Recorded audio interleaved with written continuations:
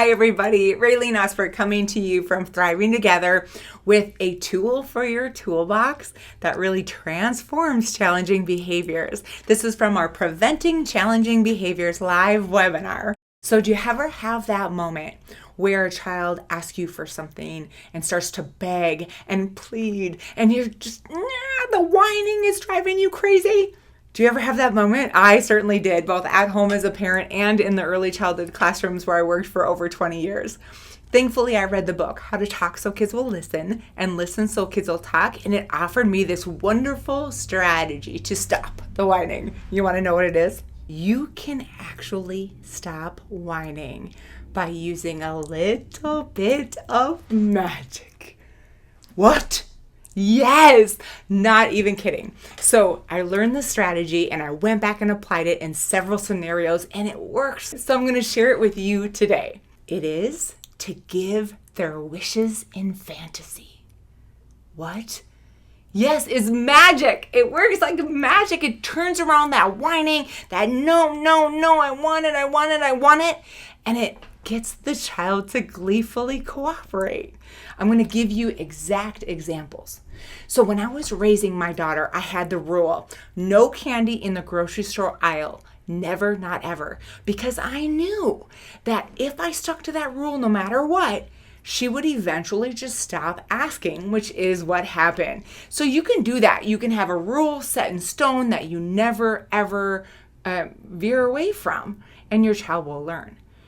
But you can't have all those rules everywhere. A 3 to 8-year-old needs a little bit of power and control in order to really be successful and not get stuck in power struggles with you. And not everybody is going to act the same way. So here I am. I'm at the grocery store while I'm caring for a young child. She's about 3.5 years old. And she says, I want a candy bar. I said, oh, I don't buy candy for kids in the grocery store aisle. Never, not ever. She said, but I want it. I want some candy. I hear you. You want that candy. I don't buy grocery store candy ever. I can keep doing that, right? She's starting to escalate. She's starting to whine. So I remember this strategy from that book. I said, oh, I get it. Don't you wish that it would just rain candy bars and you could be like, and just eat them all? She looks at me. She goes, yeah. And dropped it. She stopped whining and asking for the candy. So I didn't have to be the mean caregiver. I had this strategy that helped get her to cooperate.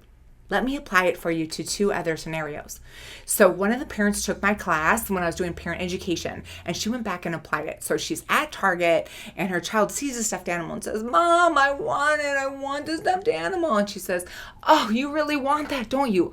Wouldn't it be great if I was a fairy and I could just bling, make any and all of the stuffed animals you want just show up in your bedroom?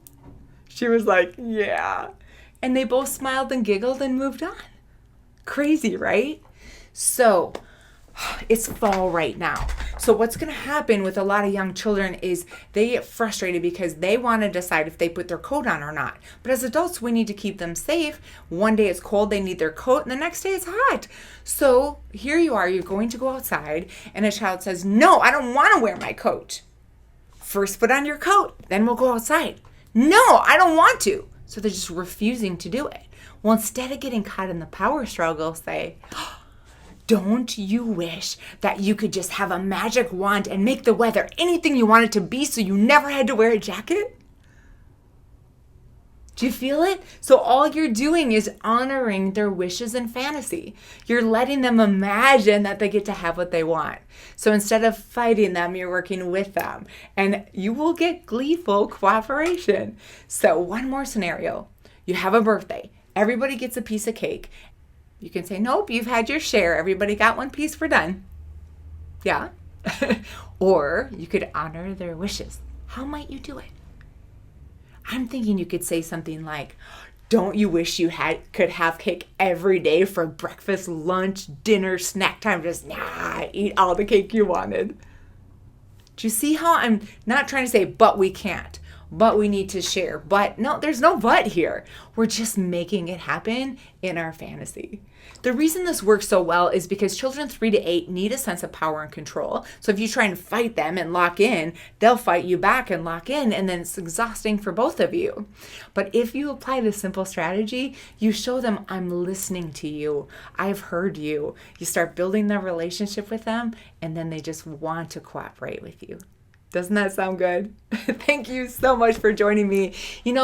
We are covering tools like this, filling your toolbox full of strategies to prevent and work with challenging behaviors. If you get the chance, join us in our online series, on-demand, self-paced learning, even just attending these free YouTube videos. We're so glad you're here. If you like this video, subscribe, follow us on Facebook, and we would love to keep working with you in the future. Over and out.